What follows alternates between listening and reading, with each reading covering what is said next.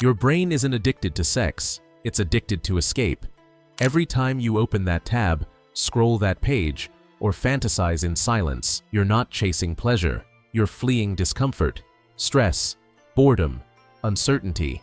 And ancient ninjas knew this long before modern psychology ever caught up. They didn't resist urges with brute force. They dismantled them before they took shape. While the world collapsed under craving, they trained their minds to remain untouched. They called it becoming shadow. To vanish from visibility, yes, but also to vanish from the grip of emotion, distraction, temptation, mental invisibility. That's what you're missing. Here's what no one tells you. You can't outthink sexual urges. You can't meditate them away with sheer willpower.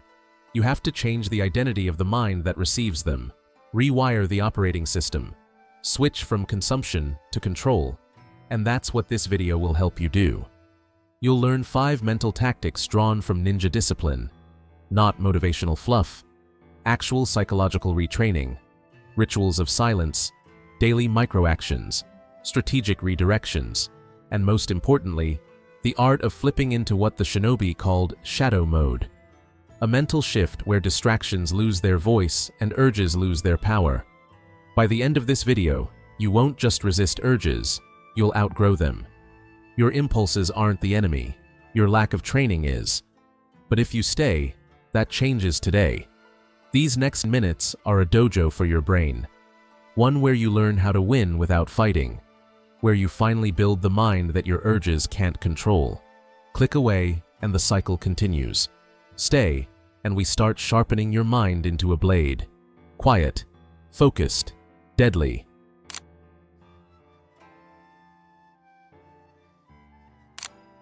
You finish your day, your body tired, your brain overloaded. You sit down thinking you'll relax, and within minutes, you're scrolling again. Caught in loops. Temptation taps your shoulder. Again. And you follow. But this isn't about willpower. It's about software. You're trying to build focus using the same operating system that was designed to survive deadlines, social pressure, and shallow stimuli. That system isn't built for discipline. It's built for compliance. Ancient ninjas knew this well. They never approached a mission in their civilian mindset. Before the infiltration, before the silence, they shifted identities. They didn't prepare. They became shadow. Every movement, every breath, carried intention. The moment they crossed that mental threshold, hesitation died, temptation died, noise died. You need the same shift. Your urges don't hit hardest when you're strong. They hit when you're unfocused, when you're stuck in reactive brain. Shadow mode flips that switch. It's not just about removing distractions. It's about becoming the version of you that doesn't respond to them. Most people never disconnect from the daytime mind. They go from emails to Netflix, from meetings to mindless scrolling, from stress to soft pleasure. They carry the civilian identity all the way to the battlefield of self-control and wonder why they lose. To break the loop, you need a ritual. Something that tells your nervous system, now, we enter silence.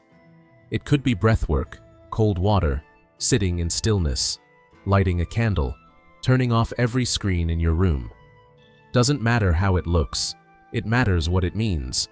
For the ninja, it was darkening their clothes and tying the final knot on their gear.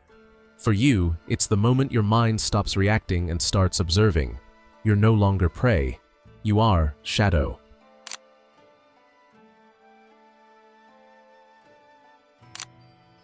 Most people think urges begin in the body. They don't. They begin in the mind, with images, memories, fantasies. Tiny sparks that seem harmless, until they ignite a fire you can't put out. The body only reacts to what the mind has already permitted, and by the time you're resisting, you've already lost. The ninja didn't wait for the fire. They killed the spark. They trained themselves to detect the earliest signs of desire. Not when it was loud, but when it whispered. They didn't fight urges. They intercepted them. Not with anger, not with shame, but with cold, deliberate stillness. You feel a thought coming? Interrupt it. Blink, inhale sharply. Shift posture. Whisper a code word, snap your fingers, move your eyes to something physical. This isn't suppression, it's disruption. You're breaking the loop before it becomes a pattern, before it takes shape. In ancient shinobi scrolls, this was called mental interception, a skill sharpened in solitude. You weren't just quiet, you were hunting, searching for the seed of distraction before it bloomed. You weren't avoiding thought, you were slicing it before it matured. Right now, your fantasies walk into your mind like royalty. They arrive unannounced, unchallenged, and unfiltered. But your brain isn't a hotel, it's a dojo, and only discipline gets to stay. The practice is simple. Catch the image early, disrupt the circuit, redirect the energy. No inner war, no guilt spiral, just precise, cold awareness. Eventually, your brain adapts. It stops trusting those fantasies. It knows they won't survive, so it stops sending them. You become infertile ground for distraction. That's the ninja's cold mind. Not numb, just unavailable. Not suppressing desire, simply refusing to serve it dinner.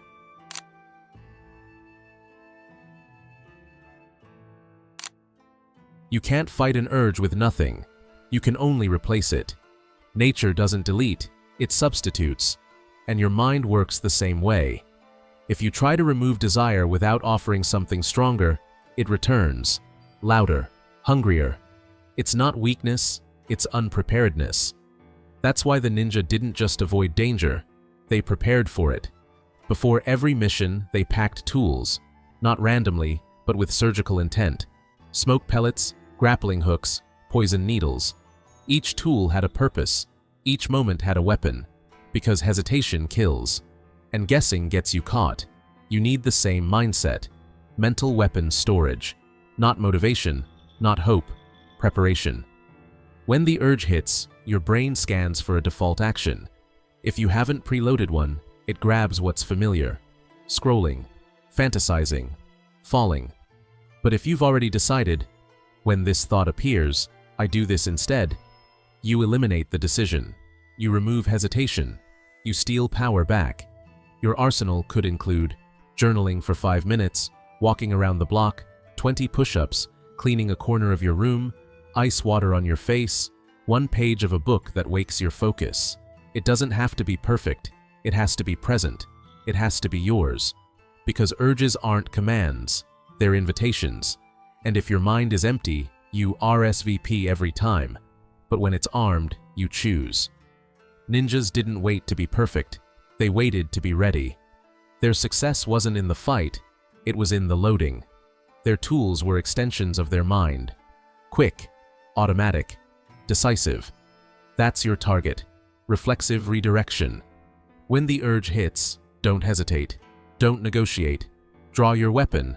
Deploy your plan. Win the moment. And walk away clean.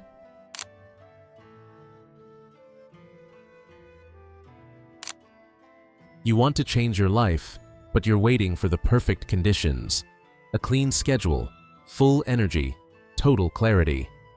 That's why you stay stuck. You're building castles in your mind, but never placing a brick. The ninja knew better. They didn't wait for perfect weather to train. They practiced daily, even in darkness, even in silence, even when exhausted. Not to master everything at once, but to never lose the thread of discipline. 1 cut, 1 throw, 1 climb. Every day, no matter what. That's your formula. 1 action. Every night. Minimum input, maximum intention. Because the biggest trap is all or nothing thinking. You either meditate for 30 minutes or not at all. You either resist every urge or feel like you failed. But that's ego. Discipline lives in the small moves. Write 1 sentence, read 1 page, do 1 push-up, cold water for 10 seconds, 5 slow breaths, a single moment of resistance. That's not weakness, that's leverage. The secret is momentum. Every time you act, even in microform, you strengthen the mental signal. This matters. You train your brain to stay in the fight. You don't let the flame go out. You keep the connection alive. The goal isn't perfection, it's contact. Like keeping a blade sharp, not by swinging it, but by touching it daily. You don't need a breakthrough. You need presence. You need proof that you're still moving, even when it's barely visible. Most people burn out chasing intensity. You'll rise through consistency. While they wait for the right day, you'll train through the worst. So tonight, don't plan the perfect routine. Just take one meaningful step, not 10. 1. If the day crushed you, whisper your intention. If your body's broken, move your finger. If your mind is numb, stare at the goal for 1 minute. That's not weakness. That's war.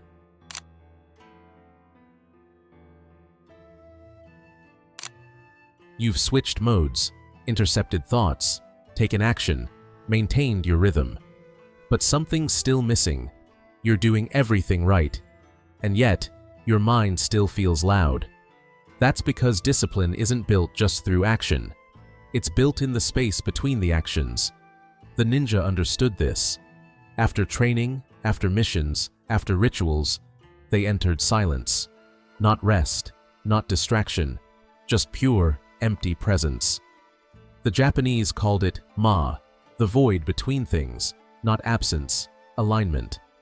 In that void, the mind reorganizes, thoughts settle, the brain connects pieces it couldn't while under pressure. Your body calms, but your mind sharpens. Right now, your day is filled end to end. Podcasts while walking, YouTube while eating, music while thinking. Noise, always. There's no room for integration, no pause, just stimulus. But change doesn't stick without space. If you want your new patterns, your new responses to last, they need stillness to root themselves. Try this. After your micro-action, sit in silence. No phone, no music, no words. Just 3 to 5 minutes of nothing. Let the mind wander. Let it process. Let it breathe. It will feel uncomfortable at first, like you're wasting time. But that discomfort is the exact proof that you need it, because the opposite of craving isn't control, it's clarity. And clarity is born in silence.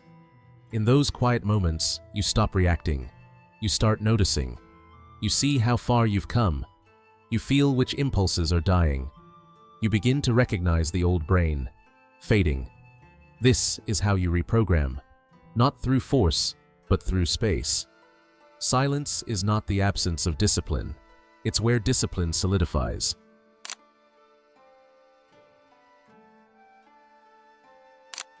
You came here looking for a way to desexualize your brain. What you found was something deeper. A system of control, built not on denial, but on discipline. Not on resistance, but on redirection. You learned to switch into shadow mode, to leave behind the reactive brain and enter a space of intention. You learned to cut fantasy at its root, like a ninja disarming an enemy before the attack. You learned to prepare your arsenal in advance, so you're never caught empty. You learned that even one small move can preserve the entire mission. And you learned the power of silence, the void where your mind integrates everything and becomes unshakable. These are not hacks. These are principles. They aren't quick fixes. They are the foundation of an unbreakable mind, and you won't master them in one night. But you don't have to. Because mastery isn't about speed, it's about rhythm. Every night you choose clarity over craving, you sharpen the blade. Every time you act when it's hard, you reinforce the signal. This matters. And every time you sit in silence, you allow your new identity to settle deeper into place. You don't need to be perfect. You need to be present. You don't need to conquer everything tonight. You just need to move 1 inch further than yesterday. The man who wins isn't the one with the strongest will. It's the one with the strongest system. And now, you have one. If this video gave you clarity, subscribe. If it gave you tools, like it. And if it gave you perspective, drop a comment and tell me, which of the 5 principles are you going to apply first? Because these 3 hours after work, they're not for escape. They're for building the man you were always meant to be.